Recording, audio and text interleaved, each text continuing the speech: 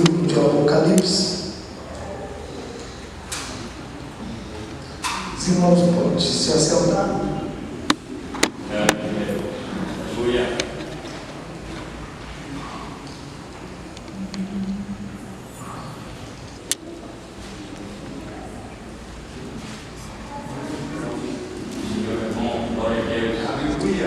Glória a Deus.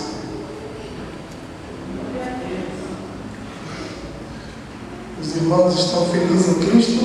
Amém. A paz do Senhor para os vivos? Amém. Bem disse Jesus, né? Uma palavra de consolo, parece que prevendo esses dias de culto. Onde estiver 2 ou 3 reunidos, aí estou eu para mim. Palavra de consolo. Apocalipse capítulo 3, versículo de número 7 até o versículo de número 13. Quem encontrou, diga: eu cheguei. Diz assim: ao anjo da igreja de Filadélfia escreve isto diz o que é santo e verdadeiro, o que tem a chave de Davi, o que abre e ninguém fecha, e fecha e ninguém abre. Conheço as tuas obras, diante de ti pus uma porta aberta, que ninguém pode fechar. Sei que tem poucas forças, entretanto guardaste a minha palavra e não negaste o meu nome. Farei aos da sinagoga de Satanás, aos que se dizem judeus e não são, mas mentem, farei que venham e adorem prostrados aos teus pés, e saibam que eu te amo. Visto que guardaste a palavra da minha perseverança, também eu te guardarei da hora da tribulação que há de vir sobre todo o mundo, para provar os que habitam sobre a terra. Vem sem memória, guarda o que tens, para que ninguém tome a tua coroa. A quem vencer, eu farei coluna no templo de meu Deus, de onde jamais sairá. Escreverei sobre ele o nome do meu Deus e o nome da cidade do meu Deus, a nova Jerusalém que desce do céu, da parte do meu Deus, e também o meu novo nome.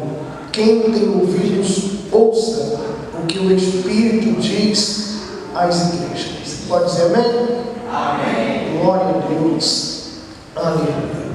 Queridos amados irmãos, volte à sua página da sua Bíblia, ao capítulo de número 1, por favor.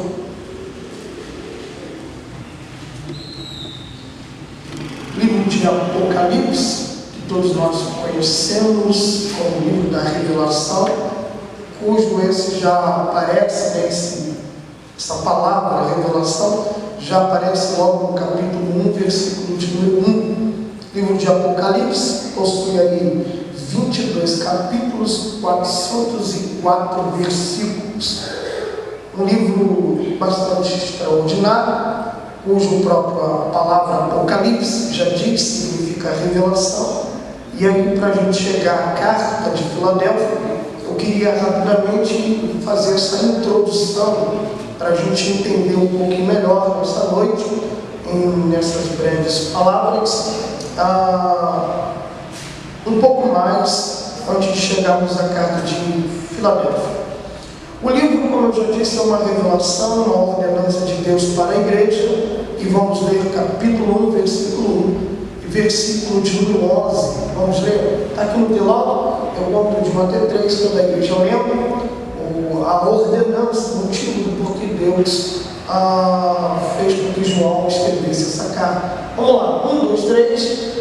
Revelação de Jesus Cristo, a qual Deus deu para mostrar as coisas que realmente devem acontecer, e pelo seu nome as enviou e as notificou. Versículo 11. Vamos lá, 1, 2, 3. Foi dada uma. Vamos lá, 1, 2, 3. Apocalipse 1, versículo 11. Vamos lá. Versículo 11, vocês estão ligados? Só estava testando vocês que eu me disse. Mandou um zap aqui agora. Vamos lá, 1, 2, 3. Que dizia: que vês, envio.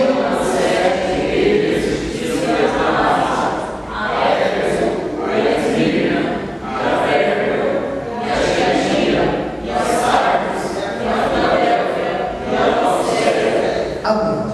Preste atenção no versículo de número 1. Volta lá, por favor, versículo de número 1.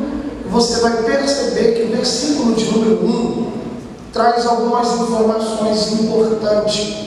A primeira é a primeira palavra, revelação, que vem do grego apocalipse, que significa descortinar, tornar coberto, tornar visível, expor. Então Deus, quando decide entregar as revelações para João, ele estava simplesmente descortinando, abrindo a cortina e expondo algo para o seu servo.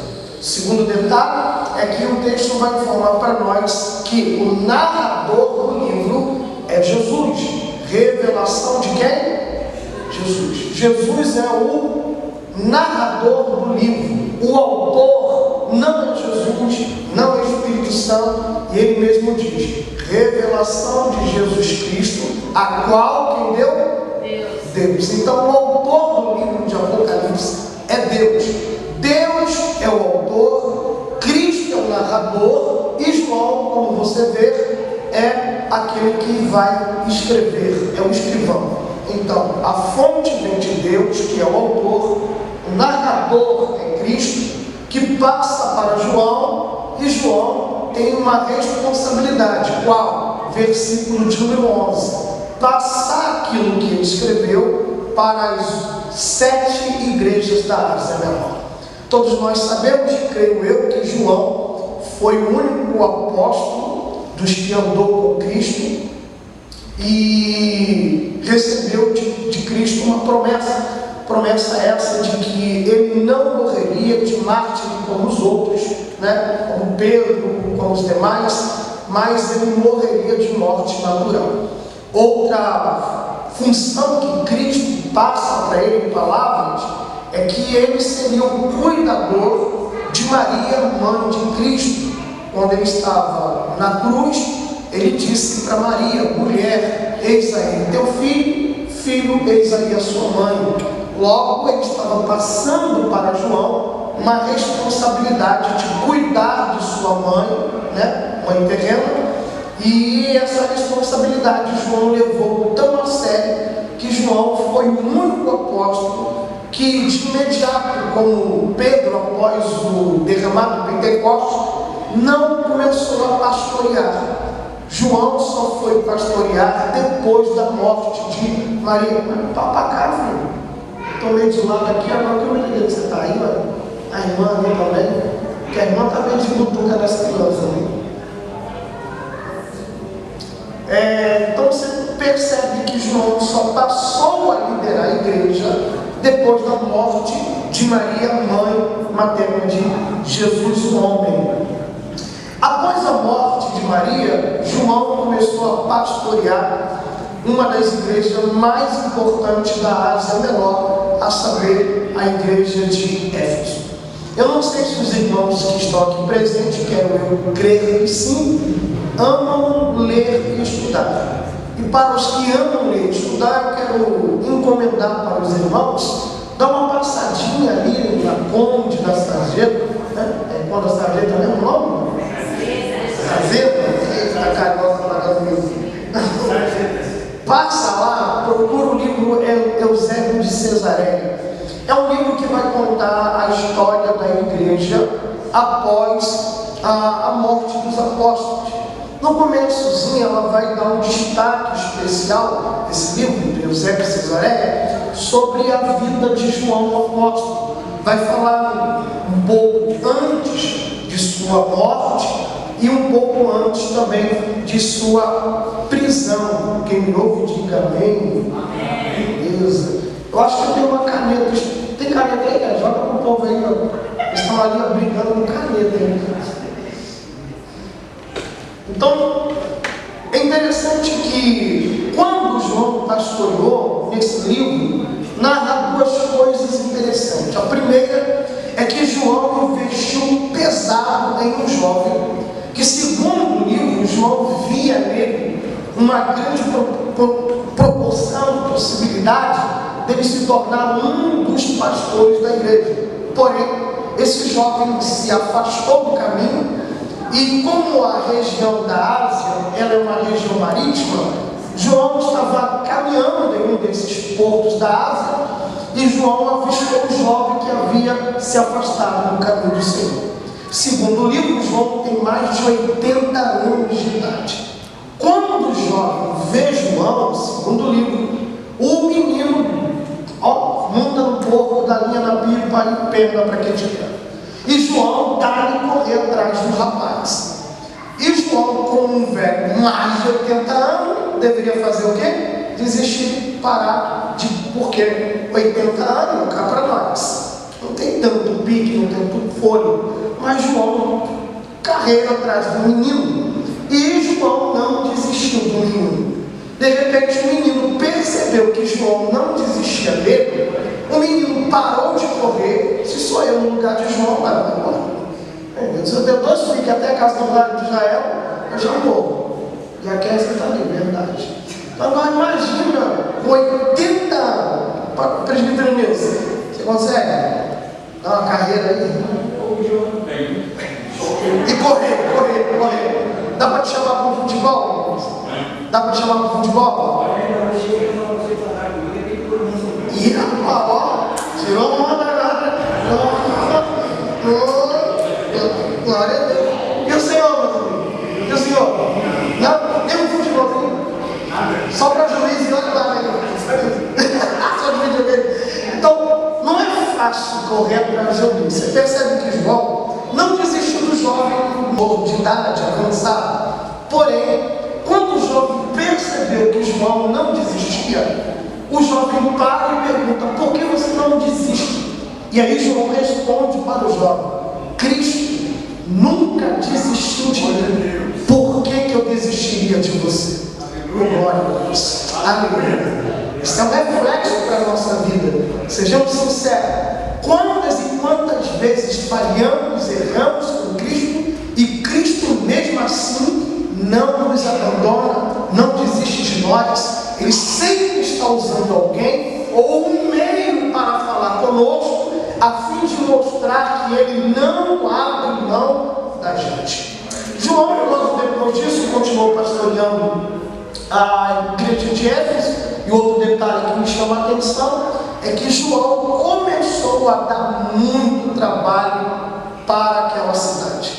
Porque por causa da palavra que João ministrava, as pessoas começaram a frequentar em peso. Você conhece que pelo menos 11 anos antes de João estar lá, 11 anos antes, ela ensinou, 11 anos antes, Paulo já havia passado nessa cidade e Paulo já havia dado um trabalhão para aquela cidade, principalmente para o principado.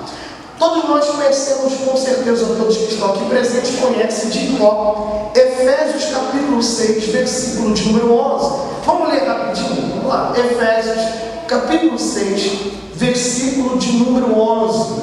Eu sei que você já conhece, mas não custa nada a gente ler a palavra. Vamos ler? 1, 2, 3.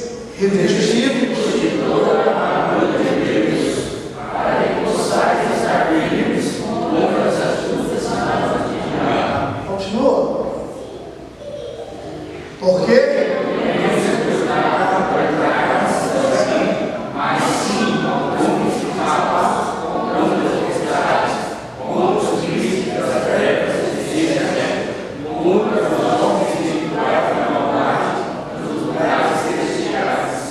percebe que o apóstolo Paulo, deixa eu ver se no 12, por favor, obrigado. Você percebe que o apóstolo Paulo, ele deixa bem claro que há uma batalha espiritual, e nesse campo espiritual, as forças das trevas, elas não são desorganizadas, As forças das trevas são muito organizadas. Jesus diz que o príncipe deles é Satanás.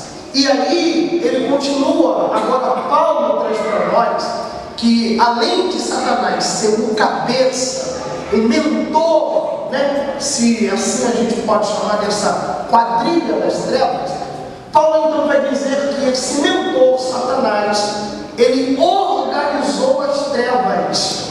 Logo, Paulo está dando uma lição para a gente. Qual é a lição? Se no versículo 11, Paulo diz assim, revestidos de toda a armadura, Paulo está dando uma aula. Qual é a aula? Antes de entrar numa batalha espiritual, procura entender qual é o campo que você vai entrar. Então, antes de entrar numa batalha, antes de entrar numa luta, você precisa entender qual é o território que você frequenta, qual é o campo que você vai pisar e qual é o adversário que você vai brigar. É isso que Paulo está dizendo. Não adianta entrar no campo orando se tu não entende a batalha que vai enfrentar. Então Jesus vai dando uma lição e Paulo vai juntando, e a Bíblia é fantástica, ela tem isso, né? Ela é como um quebra-cabeça que vai juntando. Então Jesus vai ensinar que antes da gente entrar no campo da batalha, a gente primeiro precisa amarrar o valente, e depois que amarra o valente, expulsa o valente. Só tem um detalhe: quem é que está lá naquele campo? Aí Paulo vai mostrar para a gente. No campo de batalha há uma hierarquia. Aí Paulo diz, existem os principados. Em Éfeso, quem era o maior principado em Éfeso? E o que é um principado? Principados são uma classe de demônios que controlam, governam países e nações. E todo principado se veste da mesma forma. Quer ver um exemplo? Como que era esse principado em Éfeso? Era uma mulher, era o que, gente? Uma mulher. Essa mulher vestia azul, além das vestes ser azul, possuía uma coroa na cabeça. E o seu retrato, quando era pintado, além das vestes azuis, coroa na cabeça, ela tinha aos seus pés alguns seres espirituais. Dependendo do local, são anjos, outros demônios. Essa imagem lembra alguma coisa para você? Mexer com ela é problema, porque você não mexe só com ela, você mexe com a nação inteira. Quando Paulo estava em Éfeso pregando, Paulo mexeu com esse principado, e Paulo e Silas passaram quase vergonha.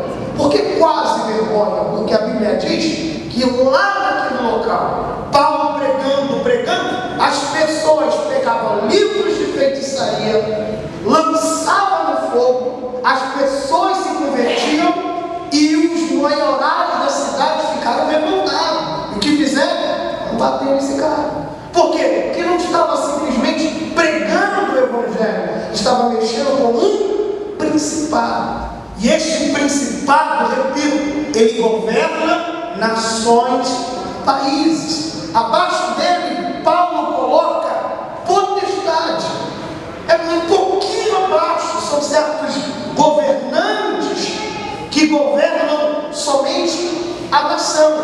Já governam só países, enquanto o principado governa nações que reúne, por exemplo, além do que você imaginou, que com certeza foi a Cida, né? Com certeza foi a Cidinha, que está chegando o dia dela. E aí, você sabe que em Portugal ela tem outro nome, a roupa é mesmo. No Brasil, este principado, ele tem duas personalidades. Uma hora ele está lá fazendo a cruz, dizendo que é rainha dos céus, e outra hora ele